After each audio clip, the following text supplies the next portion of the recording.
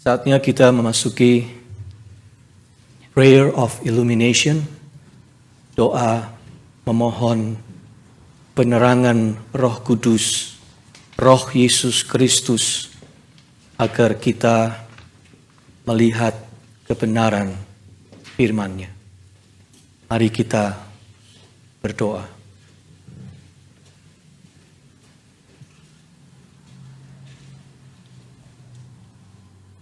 Dear God,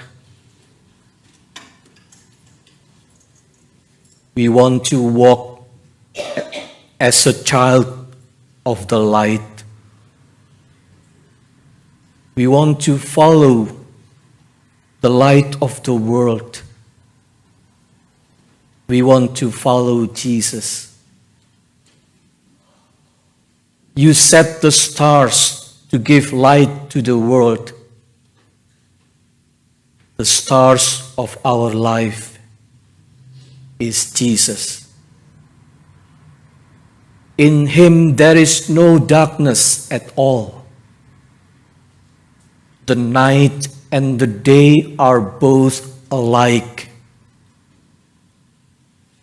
The lamp is the light of the city of God. Shine in my heart. Shine in my heart, Lord Jesus. Amin.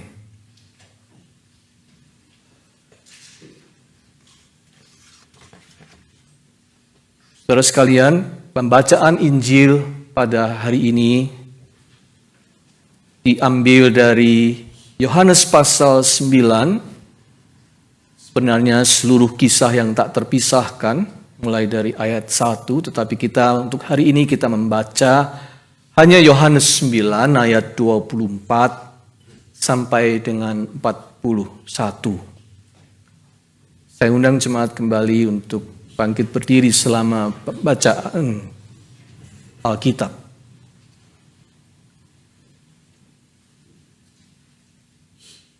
Lalu mereka memanggil sekali lagi orang yang tadinya buta itu dan berkata kepadanya, "Katakanlah kebenaran di hadapan Allah. Kami tahu bahwa orang itu orang berdosa." Jawabnya, "Apakah orang itu orang berdosa? Aku tidak tahu. Tetapi satu hal aku tahu, yaitu bahwa aku tadinya buta dan sekarang dapat melihat." Kata mereka kepadanya, "Apakah yang diperbuatnya padamu? Bagaimana ia memelekkan matamu?" Jawabnya, "Telah kukatakan kepadamu, dan kamu tidak mendengarkannya. Mengapa kamu hendak mendengarkannya lagi? Barangkali kamu mau menjadi muridnya juga?"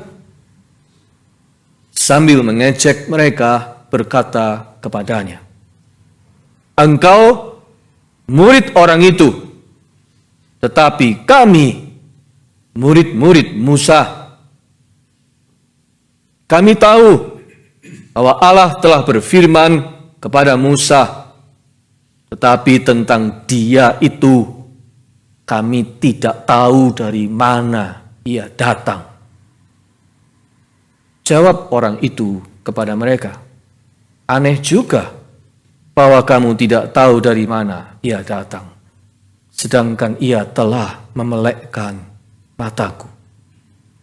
Kita tahu bahwa Allah tidak mendengarkan orang-orang berdosa, melainkan orang-orang yang saleh dan yang melakukan kehendak-Nya. Dari dahulu sampai sekarang tidak pernah terdengar bahwa ada orang yang memelekkan mata orang yang lahir buta. Jikalau orang itu tidak datang dari Allah, ia tidak dapat berbuat apa-apa." Jawab mereka, "Engkau ini lahir sama sekali dalam dosa, dan engkau hendak mengajar kami?" Lalu mereka mengusir dia keluar. Yesus mendengar bahwa ia telah diusir keluar oleh mereka. Kemudian ia bertemu dengan dia dan berkata, "Percayakah engkau kepada Anak Manusia?" Jawabnya, "Siapakah dia, Tuan, supaya aku percaya kepadanya?" Kata Yesus kepadanya, "Engkau bukan saja melihat dia, tetapi dia yang sedang berkata-kata dengan engkau. Dialah itu." Katanya, "Aku percaya, Tuhan." Lalu ia sujud menyembahnya. Kata Yesus, "Aku datang ke dalam dunia untuk menghakimi supaya barang siapa yang tidak melihat dapat melihat, dan supaya barang siapa yang dapat melihat menjadi buta." Kata-kata itu didengar oleh beberapa orang Farisi yang berada di situ. Mereka berkata kepadanya, "Apakah itu berarti bahwa kami juga buta?" Jawab Yesus kepada mereka, "Sekiranya kamu buta, kamu tidak berdosa, tetapi karena kamu berkata kami melihat, maka tetaplah dosamu." Demikianlah pembacaan Injil Yesus Kristus. Berbahagia kita yang mendengar firman Allah dan memeliharanya. Hosiana.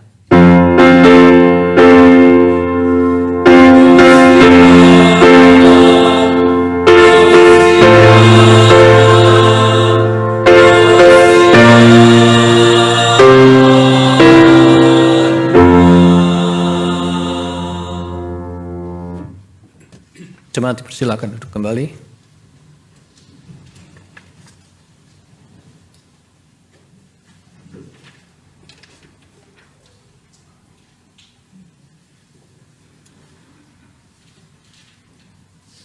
Saudara sekalian, kita sudah sampai pada perjumpaan yang berikut.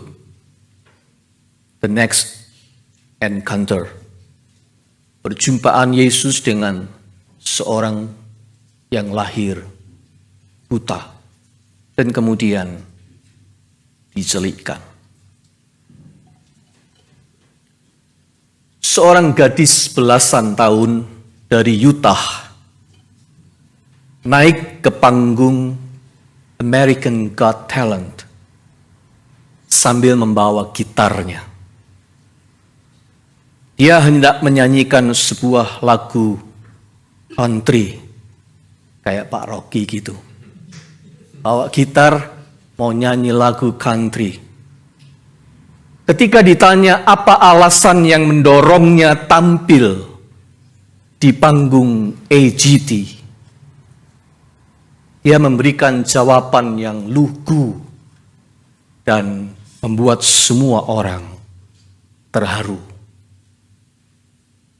Dari 3 bersaudara, perempuan semua, dia yang paling besar, hanya dia yang tidak mengidap penyakit mata turunan tertentu yang lambat laun akan membuat penderitanya buta. Dia tampil hari itu untuk memenuhi keinginan dari 2 adiknya yang mengidap penyakit mata turunan itu masih kecil.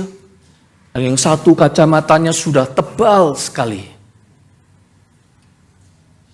Dia maju tampil memenuhi keinginan 2 adiknya itu selagi mereka berdua masih dapat melihat. Mengharukan.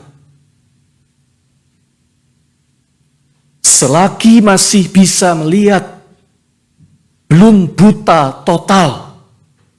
Kedua adiknya rindu melihat kakaknya itu menyanyi di pentas AGT. Melihat dengan mata mereka sendiri. Selagi belum buta total. fakta mengharukan ini juga mengingatkan kita, oh betapa berharganya orang yang masih bisa melihat. Betapa berharganya apabila kita ini dikaruniai mata yang sehat, mata yang bisa melihat. Sesungguhnya saudara-saudara, indera mata kita ini adalah anugerah yang tidak terkira. Sebuah kajian ilmiah memberi catatan begini. According to National Geographic, the human eye can distinguish about 10 million colors. Mata kita ini bisa membedakan 10 juta macam warna. This remarkable sensory capacity makes the eye one of the most fascinating and intricate organs in the body. Kapasitas indrawinya yang istimewa ini membuat mata menjadi salah satu organ tubuh kita yang paling kompleks sekaligus mengagumkan.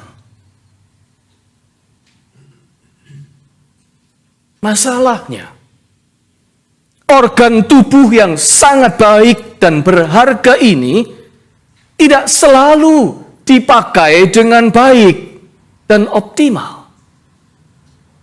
Manusia cenderung untuk memakai matanya bukan untuk kebaikan. Melihat, tetapi buah dari penglihatannya itu justru ucapan dan perbuatan yang keliru, yang buruk, bahkan yang jahat. Dari melihat, mereka melakukan yang jahat. Dari melihat, mereka mengucapkan yang buruk. Manusia tak selalu menggunakan matanya dengan baik. Misalnya, manusia itu suka melihat dengan dangkal, langsung menilai hanya dari permukaan saja. Hanya lihat tampang, sudah mencibir orang. Istilahnya, judging the book by its cover. Menghakimi sebuah buku hanya dari sampulnya saja. Susan Boyle adalah penyanyi pop opera setengah baya dengan penampilan yang sama sekali tidak menarik. Waktu pertama kali dia tampil di panggung Britain Got Talent tahun 2009, hampir semua penonton mencibirnya. Model beginian kok mau jadi penyanyi profesional? Model langsung begini kok mau jadi penyanyi profesional? Semua penonton mencibirnya. Tetapi sejak hari itu dia berhasil membuktikan bahwa penampilannya belum mengatakan banyak tentang siapa dirinya. Orang salah melihat dia. Sekarang dunia tahu Susan Boyle adalah seorang penyanyi profesional kelas dunia. Dengan prestasi yang segudang. Dengan album-album rekaman yang terlaris. Dengan donasi dan charity yang tak terhitung banyaknya, sekaligus dengan good personality. Dia masih tinggal di rumah lamanya. Dia masih tetap merawat ibunya sampai wafat. Dan dia masih tetap melayani di gereja di mana dia bergereja. Susan Boyle. Saudara sekalian, selain itu, ada yang lebih buruk. Selain melihat manusia itu melihat hanya sebatas permukaan, mata manusia ini juga memiliki kecenderungan untuk melihat keburukan yang ada pada orang lain. Lekas memberikan penilaian yang miring, mencibir, mengecam, menghakimi, suka melihat yang hitam, senang melihat yang gelap pada orang lain, yang buruk pada orang lain dengan cepat sekali dicari dan ditemukan. Cerita yang tadi kita baca menonjolkan kecenderungan seperti ini. Sejak episode permulaan itu sudah kelihatan. Saya bacakan ayat 1 sampai 5 yang tadi tak sempat kita baca, episode permulaannya. Waktu Yesus sedang lewat, ia melihat seorang yang buta sejak lahirnya. Murid-muridnya bertanya kepadanya, "Rabi, siapakah yang berbuat dosa? Orang ini sendiri atau orang tuanya, sehingga ia dilahirkan buta?" Jawab Yesus, "Bukan dia dan juga bukan orang tuanya. Tetapi karena pekerjaan-pekerjaan Allah harus dinyatakan di dalam dia. Kita harus mengerjakan pekerjaan Dia yang mengutus aku. Selama masih siang, akan datang malam di mana tidak ada seorang pun yang dapat bekerja. Selama aku di dalam dunia, akulah terang dunia." Murid-murid Yesus saja begitu. Melihat orang buta sejak lahir, yang di pikiran mereka adalah, dosa apa orang ini? Atau jangan-jangan orang tuanya yang berdosa sehingga menyebabkan anaknya lahir begitu. Sementara Yesus berbeda. Objek yang dilihat sama.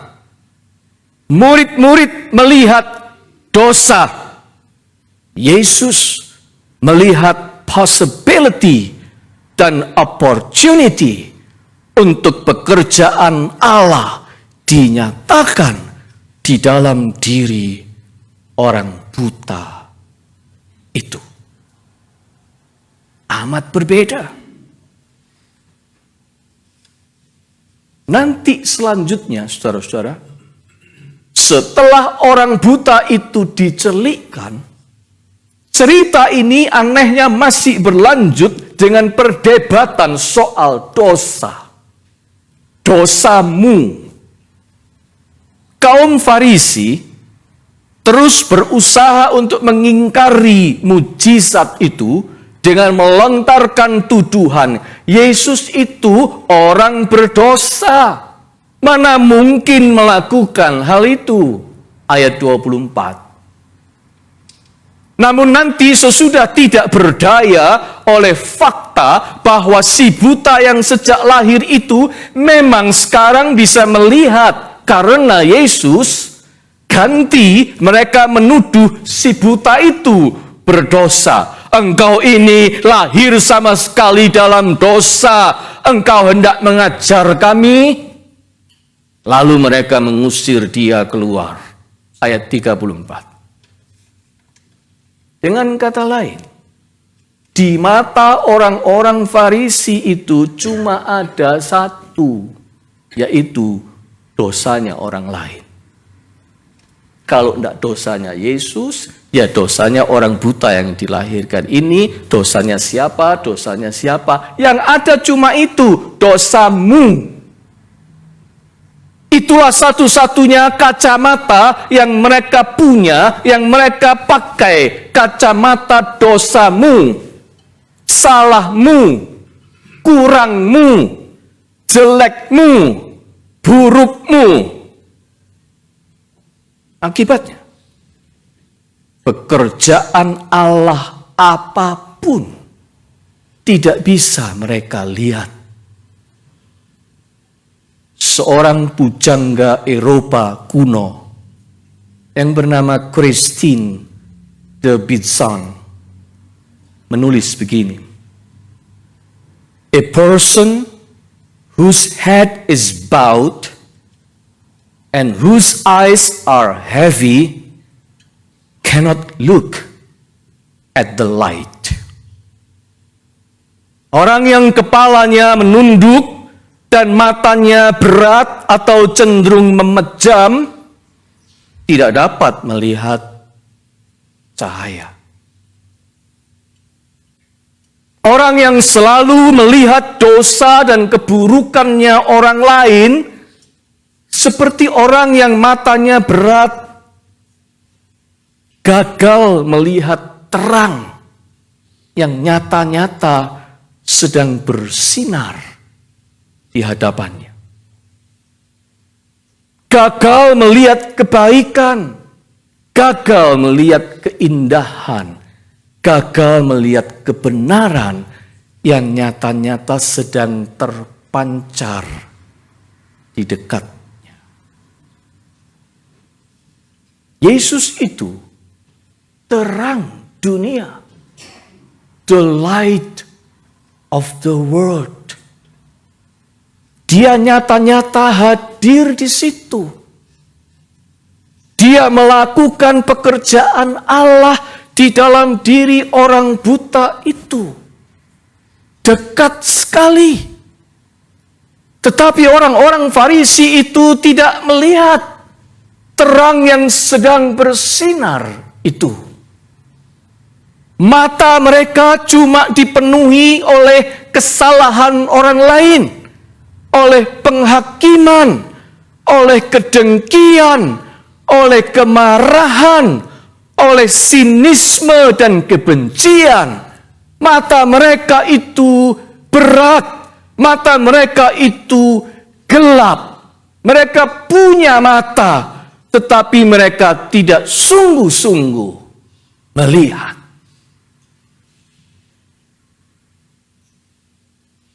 Saudara-saudara, sangat penting. Kita ini bukan cuma punya mata yang sehat, tetapi mata yang sungguh-sungguh bisa melihat. Bening. Bisa melihat pekerjaan Tuhan dalam perkara-perkara sederhana yang berlangsung setiap hari di hadapan mata kita. Bisa melihat indahnya secercah sinar matahari menembus kaca jendela rumah kita dan menghidupi tanaman indoors kita. Bisa melihat dan mensyukuri asap yang sedang mengepul di dapur, tanda makanan masih tersedia. Bisa melihat dan mengagumi jari jemari kecil ini yang masih lincah bergerak dan mau dipakai bekerja.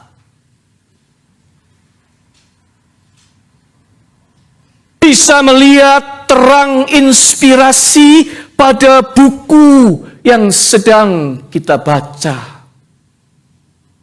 Bisa melihat senja yang sedang memanggil dan mengingatkan kita masih ada rumah untuk kita pulang dan berteduh bersama keluarga. Masih bisa melihat kasih dan pengorbanan pasangan hidup kita. Melihat kesetiaan seorang sahabat, potensi seorang rekan kerja, pengabdian seorang pegawai, dan kesempatan serta masa depan seorang anak. Banyak hal yang berlangsung di hadapan kita sehari-hari, di mana Tuhan ingin menunjukkan Dia sedang bekerja, Dia punya cara memelihara kita. Pertanyaannya, apakah kita melihatnya?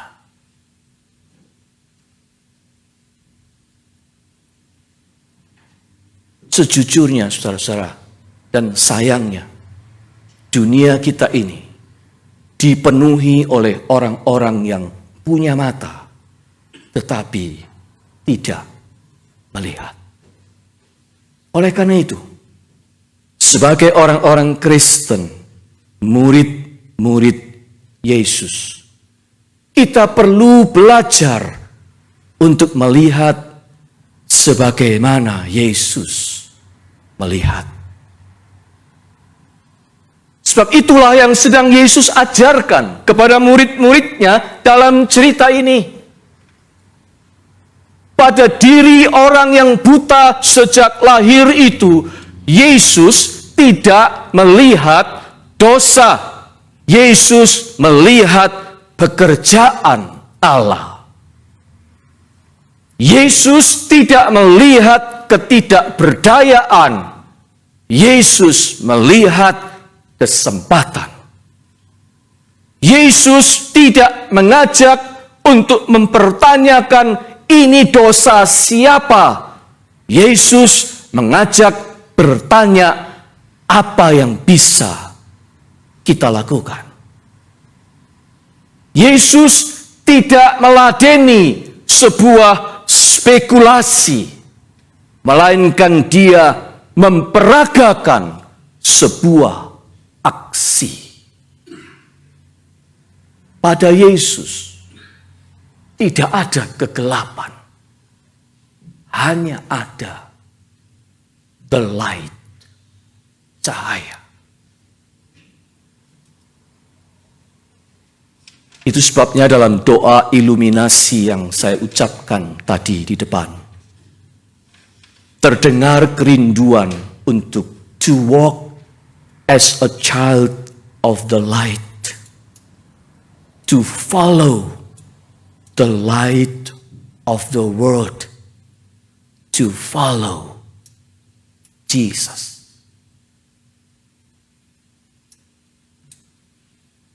Itulah doa kita semua, saudara-saudara, agar di dalam hidup kita sehari-hari kita dimampukan untuk melihat yang baik, untuk melihat Tuhan dan pekerjaannya, untuk melihat cara Tuhan mengasihi kita, melihat cahaya di tengah-tengah kehidupan yang tidak sempurna ini.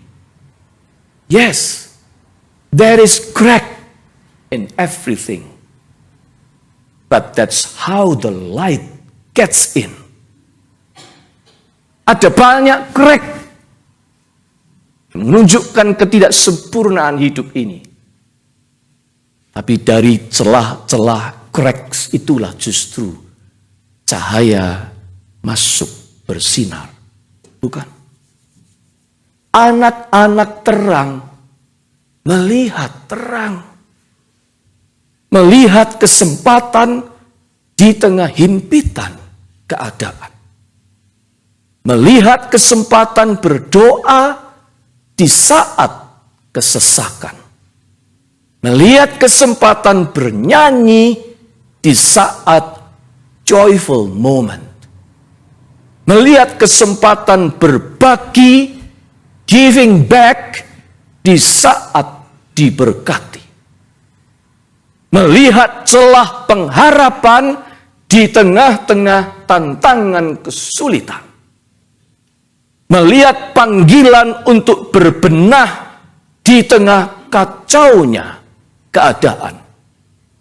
Melihat kesempatan untuk melayani ketika banyak sesama membutuhkan pertolongan.